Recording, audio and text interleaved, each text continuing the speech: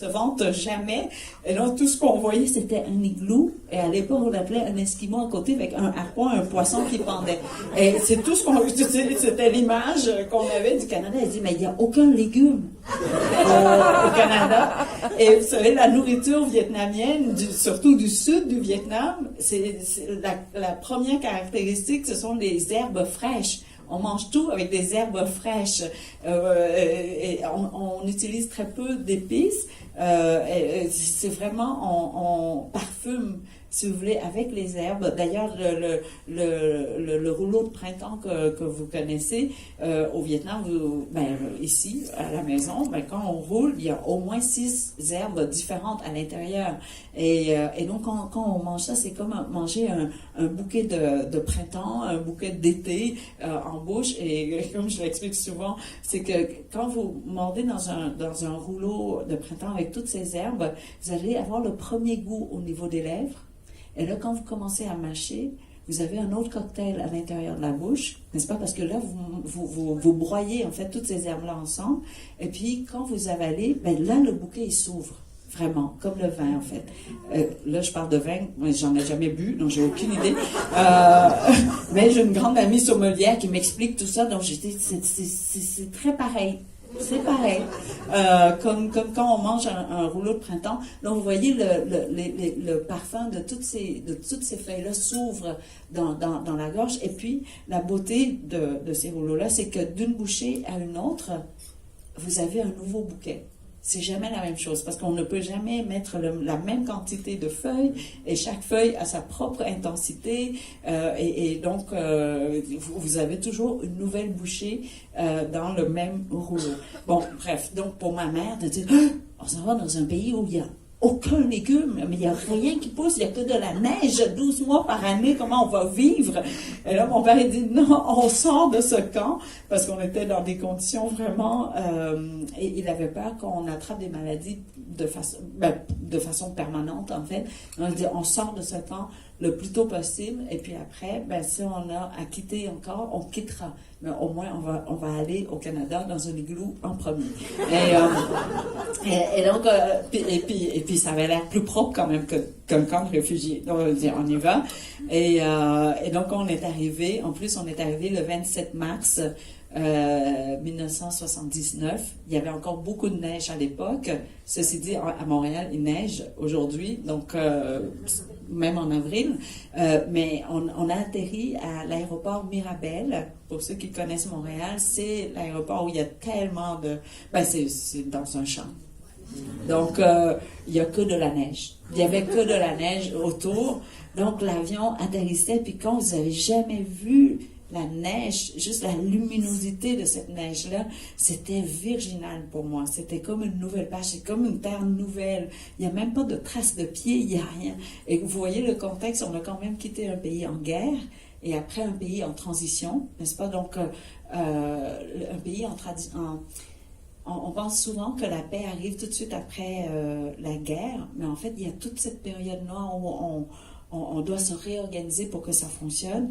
Et dans un changement de parti politique, on ressent à peine le changement. On apprend seulement des nouveaux noms, des nouveaux leaders, mais on ne ressent pas le changement, alors que dans un changement de régime politique, là, il y a tout un renversement, et d'ailleurs, c'est pour ça qu'on a quitté le Vietnam. Et là, on a vécu trois années de transition au Vietnam avant de le quitter. Et donc, il y a tout ce chaos-là, dans la couleur du chaos.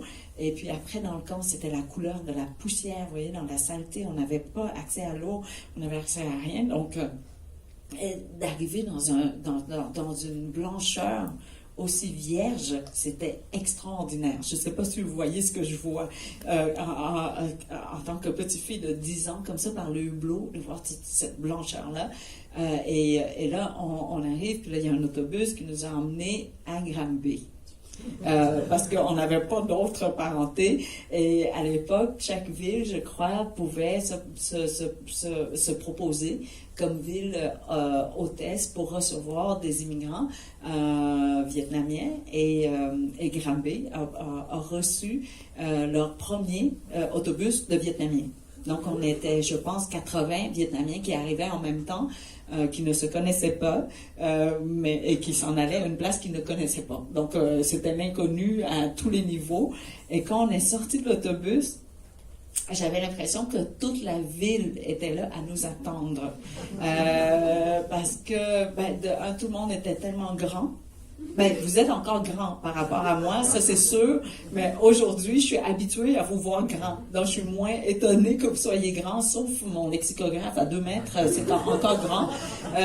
Mais en plus, avec des manteaux, avec la fourrure autour, c'était la mode à l'époque, avec et là, j'ai dit, mais c'est une forêt de géants qui nous attendait. Et donc, c'était comme un conte de fées. Et tu te dis, mais où sommes-nous, en fait? Avec la barbe, et avec un peu de glace dessus, de la neige. C'était très étonnant. Et il faut que vous pensiez que je devais peser le tiers de ce que je pèse aujourd'hui. Avec la même grandeur, par contre. Je n'ai pas grandi du tout. Ça a arrêté là. Et le froid. Quand on est sorti de là, c'est quand la peau n'a jamais vécu ou ressenti cette sensation-là, le cerveau ne sait pas comment l'interpréter. On ne sait pas si c'est chaud ou c'est froid. C'est juste comme ça. Et donc, quand on est sorti de l'autobus, mais avant même qu'on ait le temps d'interpréter cette sensation-là, on était déjà pris dans les bras de quelqu'un. Et dans mon cas, je ne sais même pas c'était qui, c'était un de ces géants-là qui m'ont soulevé comme ça. Et donc, je ne touchais plus le sol, ce qui n'était pas difficile. Je veux dire, tout le monde pouvait me soulever, tout le monde peut encore me soulever aujourd'hui. Et ça, c'était le premier choc culturel. Parce que, comment vous dire, dans la culture asiatique, et à l'époque, j'étais seulement vietnamienne. Aujourd'hui, c'est ça, je suis devenue très canadienne, peut-être même plus, parce que j'essaie de vous imiter tellement que j'ai dépassé l'original. Je bouge encore plus que vous. Mais dans la culture asiatique, vous voyez, si vous regardez les vieilles peintures, les femmes, les vieilles peintures chinoises et japonaises, la bouche des femmes est toujours représentée par un tout petit point rouge. Pourquoi? Parce que la force d'une femme est quelqu'un, une femme forte est quelqu'un qui était capable de retenir ses sentiments, ses émotions. Parce que si votre interlocuteur est capable de voir ce qui vous fait plaisir, il peut vous retirer. Et s'il voit que ça vous attriste, il peut vous l'utiliser contre vous. Et d'ailleurs, je pense que l'impératrice de Chine recevait toujours ses interlocuteurs derrière un écran de soie, pas pour se protéger contre les armes, mais se protéger justement de ces mouvements du visage involontaires, probablement.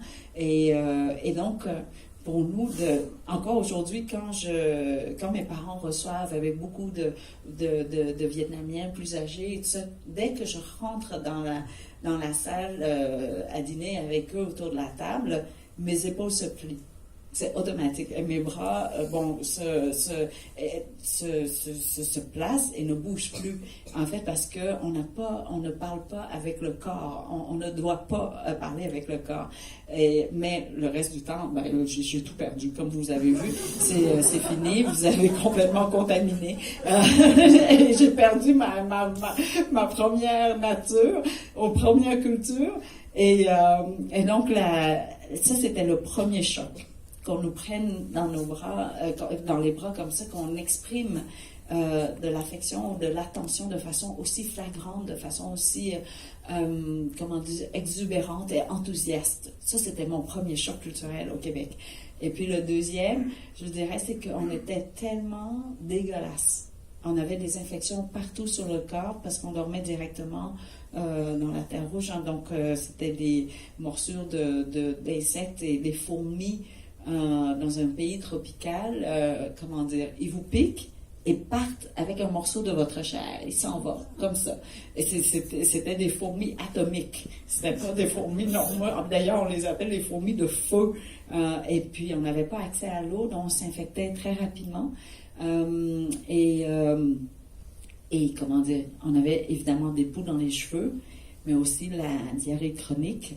parce qu'on n'avait pas de feu, on ramassait juste des tiges et des branches autour pour cuisiner, donc, et on n'avait pas accès à l'eau propre, donc nécessairement on tombait malade tout le temps. Et donc ce deuxième choc-là, c'est qu'aujourd'hui, vous voyez, j'ai 50 ans, et je me demande si moi, je serais assez généreuse pour me prendre quand j'avais 10 ans, quand j'étais dans cet état-là. Je ne suis pas sûre que je me prendrais. Et pourtant, ces gens-là m'ont prise, mais sans aucune hésitation. Il n'y a même pas eu une petite seconde de « est-ce que je la prends ou pas ?» C'était spontané, c'était rapide, c'était là, tout de suite. Et quand je vous le raconte, et ça fait au moins 2000 fois que je le raconte peut-être, j'ai la même émotion, sinon les mêmes frissons pour ce moment-là. Et le troisième choc, je vous dirais, c'est que dans le camp, évidemment, on n'avait pas accès à l'eau. On avait 1 litre d'eau par jour environ pour boire, manger, se laver et tout. Et on n'avait pas d'électricité, rien. Donc, évidemment, on n'avait pas de miroir dans ce camp-là. Et donc, on ne s'était pas vu depuis, pour nous, c'était plus de 4 mois, mais pour les autres, des années et tout. J'ai une tante qui est restée là pendant 1 an et demi. Donc, c'était pas important de toute façon. D'ailleurs, je crois que c'est même mieux de ne pas se voir dans cet état-là. Donc, c'était très bien qu'on ne se voit pas. Mais la première fois que je me suis revue, ce n'était pas du tout dans un miroir, mais c'était dans le regard de ces gens-là. Et ils nous regardaient avec une telle gentillesse que je vous jure, je me trouvais belle, tellement belle. Et je me dis, mais je ne m'étais jamais vue aussi belle qu'à ce moment-là. Et je ne me suis jamais revue aussi belle qu'à ce moment-là. Et c'est pour ça que j'adore raconter cette histoire-là, parce que je me revois dans cette beauté-là. Et pour pouvoir regagner, en tout cas, redevenir aussi belle, il faut me remettre dans une situation aussi vulnérable. Et aujourd'hui, 40 ans plus tard, je suis très loin de cette vulnérabilité-là parce que je suis toute enveloppée de gras partout. D'ailleurs, parlant de gras, vous savez, on est arrivé le 27 mars. Donc, la première activité que les gens de Granby nous ont offerte, c'était la cabane à sucre. C'est la saison. Donc, ils nous ont emmenés tous à la cabane à sucre. De un, ils nous parlaient de la cabane à sucre, une sortie. On ne savait pas c'était quoi la cabane à sucre. Donc, on s'habillait du mieux qu'on pouvait pour faire une sortie. Et puis, on est arrivé, puis non, tout le monde était plutôt en bûcheron pour aller à la cabane à sucre.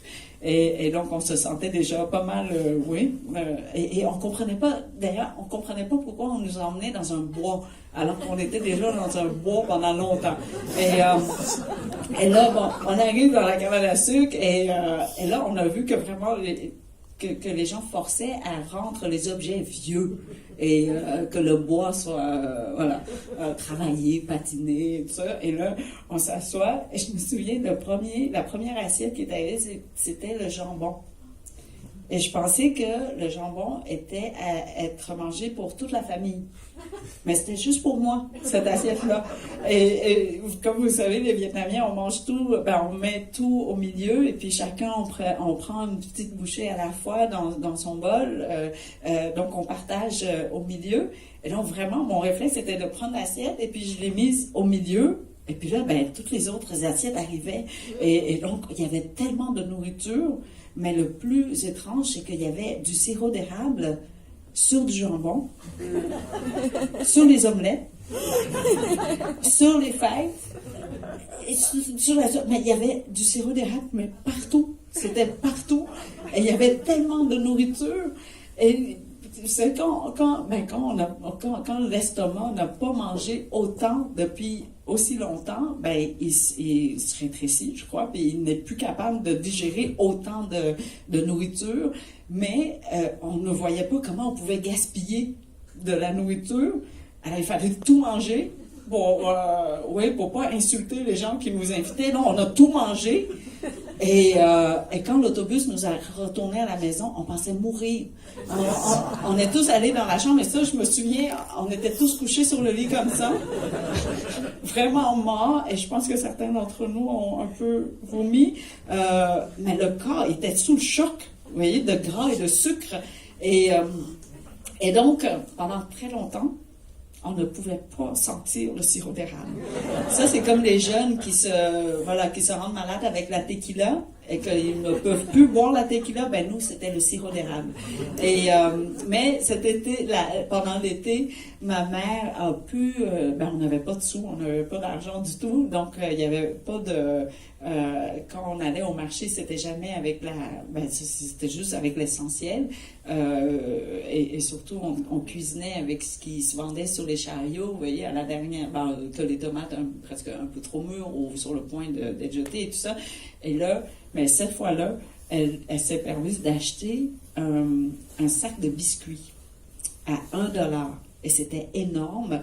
Et le papier, c'était du cellophane, vous voyez, transparent, là. On voyait à l'intérieur, et c'était des feuilles d'érable.